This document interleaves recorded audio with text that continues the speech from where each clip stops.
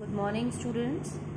Okay students, कल हम इससे पहले वाली क्लास में हम लोगों ने डिस्ट्रीब्यूशन ऑफ वर्ल्ड पॉपुलेशन के बारे में हम पढ़ रहे थे, जिसमें मैंने आपको ये बताया था कि इंडिया बहुत ही ज़्यादा पॉपुलेटेड कंट्री में आता है। ठीक है, जो हमारा एशिया है, एशिया का जो सदर्न पार्ट है और जो ये ईस्टर्न पार्ट है, ये हमारा बहुत ज़्यादा पॉपुलेटेड एरियाज में आता है।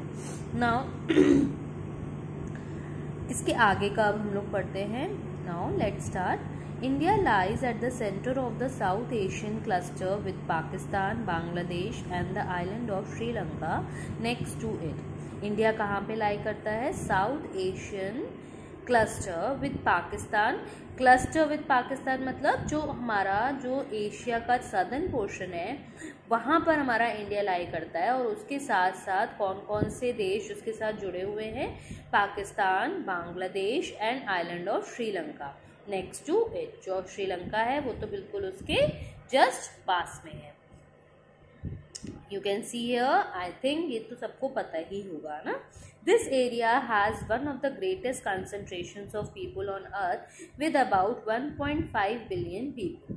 और ये जो एरिया है वो सबसे बड़ा, it is one of the greatest concentrations of people on earth, मतलब पूरी अर्थ में सबसे ज़्यादा क्वांटिटी में लोग यहाँ पर पाए जाते हैं, with about 1.5 billion people।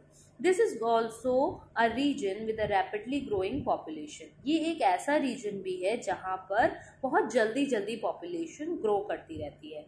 The capacity of the region to support this population has already been exceeded. और जो इसकी कैपेसिटी है, मतलब कि जितना पॉपुलेशन बढ़ने की, पॉपुलेशन एक्सीड करने की जितनी कैपेसिटी है जो उसको सपोर्ट करती है, मीन्स अगर जैसे कि सपोज अगर पॉपुलेशन बढ़ रही है तो उसके साथ साथ जो एसेंशियल चीज़ें हैं वो भी उनका अमाउंट भी बढ़ना चाहिए सोसाइटी में, तो वो उसकी जो कैपेसिटी है वो धीरे धीरे वो भी हैज़ ऑलरेडी बीन एक्सीडेड, वो भी धीरे धीरे बढ़ती जा रही है।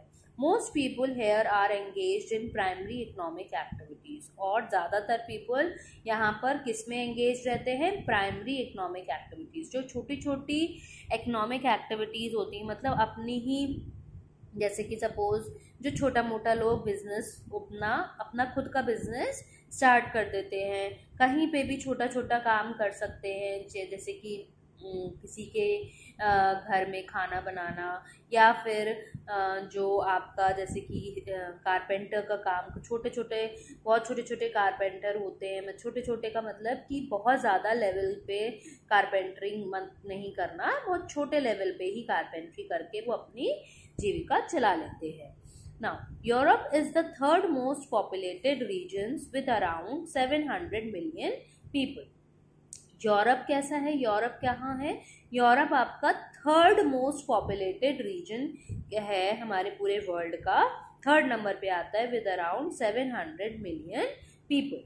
देखिए, सबसे पहले था China. It is the world का सबसे पॉपुलेटेड कंट्री आपका है चाइना। चाइना के बाद आता है इंडिया, और इंडिया के साथ में जो जितनी भी लगी हुई कंट्रीज हैं वो, और उसके बाद थर्ड नंबर पे आता है यूरोप।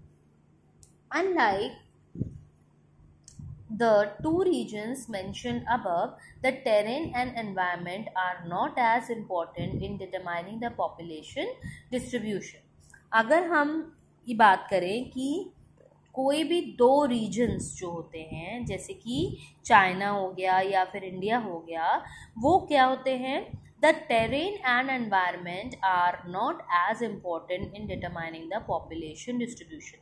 पॉपुलेशन का अगर डिस्ट्रीब्यूशन हमें पता करना है तो उसके लिए टेरेन मतलब जो आसपास का जो एरिया होता है वो, और एरिया में जो एनवायरनमेंट फैला हुआ है, किस टाइप का एनवायरनमेंट है, वो कभी भी पॉपुलेशन को डिटरमाइन नहीं करता है, वो कभी भी इम्पॉर्टेंट नहीं। अगर हमें किसी प्लेस की पॉपुलेशन को पता करना है तो उसके लिए उस पर्टिकुलर एरिया का मैप या फिर उस पर्टिकुलर एरिया के एनवायरनमेंट को देख के हम कभी भी पॉपुलेशन को डिफाइन नहीं कर सकते।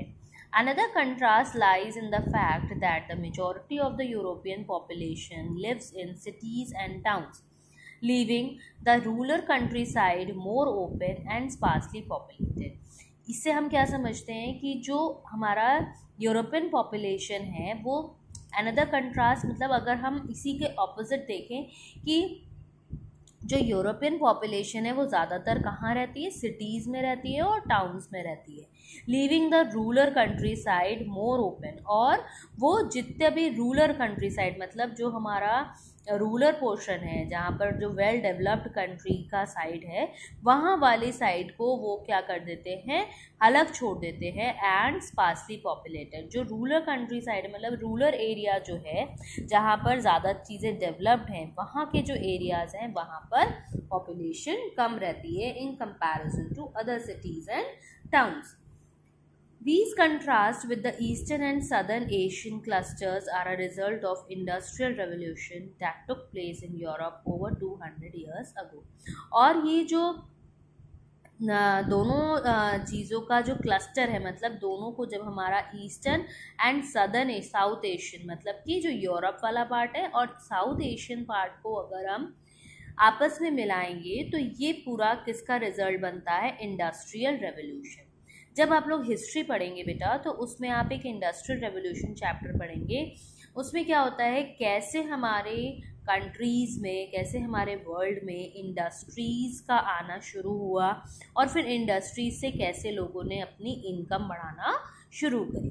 तो ये इंडस्ट्रियल रेवोल्यूशन हमारा जो देखिए जब लोग इंडस्ट्रीज़ में काम करेंगे तो उसके लिए पॉपुलेशन की भी ज़रूरत है, तो वो पॉपुलेशन ज़्यादा से ज़्यादा साउथ एशियन एरियाज़ में और हमारा जो यूरोपियन पार्ट है वहाँ पर बहुत ज़्यादा पॉपुलेशन है, जिसकी वजह से इंडस्ट्रियल रेवोल्यूशन 200 साल से अभी तक चलता चला आ रहा है यूरोप में।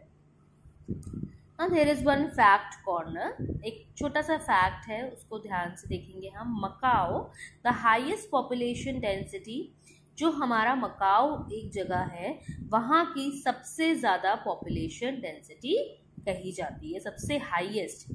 वहाँ का एरिया कितना है 28.2 किलोमीटर पर स्क्वायर और पॉपुलेशन कितनी है अगर हम इसको इंडियन करेंसी में देखेंगे तो कितनी होगी, इंडियन नंबर्स में देखेंगे तो कितने, देखिए 10,000 10,000 lakhs 10 lakhs sorry ones, tens, 100, 1000, 10,000 और lakhs 4,56,989। डेंसिटी कितनी है 16,205 people per kilometre per square. Macau is located on the western coast of China. ये कहाँ पर आपको ये कहाँ पर मिलती है कंट्री, मकाओ सिटी ये कहाँ पर है, ये आपकी चाइना के वेस्टर्न कोस्टन पार्ट के पास, वेस्टर्न कोस्टन एरिया में चाइना के वेस्टर्न कोस्टन एरिया में मकाओ लोकेटेड है। It is almost entirely urban with most food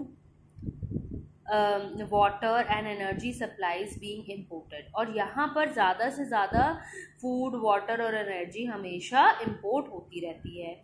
tourism and manufacturing पे फॉर दीज नेसेसिटीज़, और जो टूरिज्म इंडस्ट्री है और मैन्युफैक्चरिंग इंडस्ट्रीज है मतलब जो टूरिस्ट आते हैं बाहर से, और मैन्युफैक्चरिंग इंडस्ट्रीज जो भी चीज़ें बनाई जाती हैं वैसी इंडस्ट्रीज़ वो हमेशा इसको यहाँ की नेसेसिटीज़ को पूरा करती हैं। मतलब यहाँ पर टूरिस्ट बहुत आते हैं और साथ ही साथ मैन्युफैक्चरिंग मतलब यहाँ पर हर तरीके का सामान बनाया जाता है, उसी की वजह से लोगों की नेसेसिटीज भी पूरी हो जाती हैं। The land mass of Macao has grown almost 3-fold in the last century due to the use of artificial land reclaimed from the sea. और जो मकाओ का लैंड मास है मतलब जो लैंड एरिया है वो लास्ट सेंचुरी तक अगर देखा गया है तो वो हैज़ ग्रोन ऑलमोस्ट 3-fold मतलब 3 गुना ज़्यादा इसकी लैंड धीरे धीरे क्या होती जा रही है, बढ़ती जा रही है। ऐसा क्यों?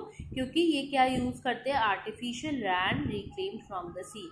ये लोग क्या करते हैं, सी से आर्टिफिशियल लैंड को जनरेट कर लेते हैं। This was done to relieve the people relieve the population density. और जब देखिए जब एरिया बढ़ जाएगा तो लोगों को रहने में प्रॉब्लम भी नहीं होगी। Now this is a fact. अब इसके आगे का जो पार्ट है वो हम लोग कल पढ़ेंगे। Thank you class.